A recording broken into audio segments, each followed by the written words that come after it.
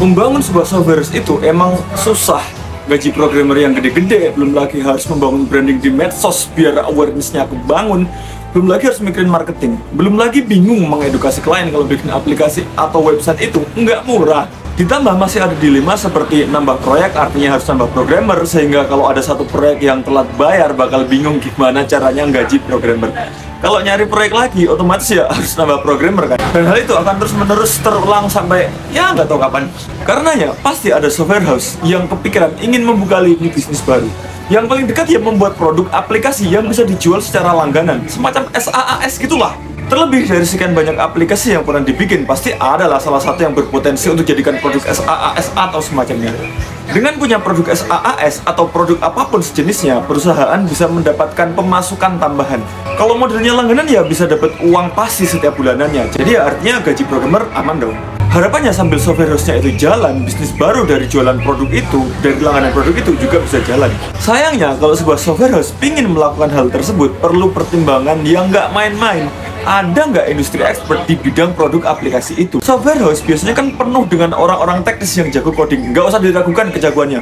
Tapi apakah punya orang yang bisa ngurusin produk itu? Ngurusin itu bukan semata bikin produknya ya, tapi tahu gimana memasarkannya, gimana mengurusinya, tahu harus berhubungan dengan pihak mana saja, dan tahu celah-celah peluang dari produk tersebut.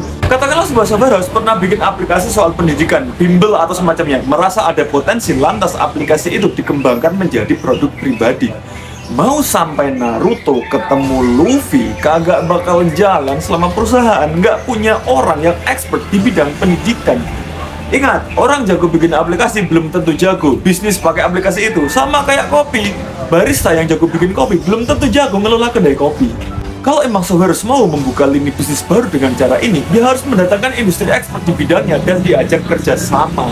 Tim yang ngurus juga harus terpisah. Kalau timnya campur sama yang proyekan, yang software biasa itu, ya bakalan kacau. Sebenarnya gini deh, ada aplikasi yang bisa dijadiin SaaS, mindset PM, kalau ketemu klien, daripada aplikasi itu dijual secara langganan yang cuma beberapa juta per bulan, mending dikasih harga ratusan juta dan full custom kan.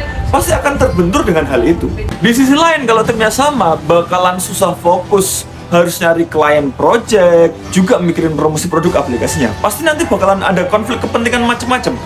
Belum lagi kalau programmernya juga campur, harus ngurusin bugs, harus kontak-kontak dengan front end, harus ngurusin produk aplikasi juga. Kacau. Makanya kalau mau nambah lini bisnis seperti itu, baiknya memang dibikin tim terpisah, biar masing-masing fokus menangani bidang mereka sendiri, biar nggak ada konflik kepentingan.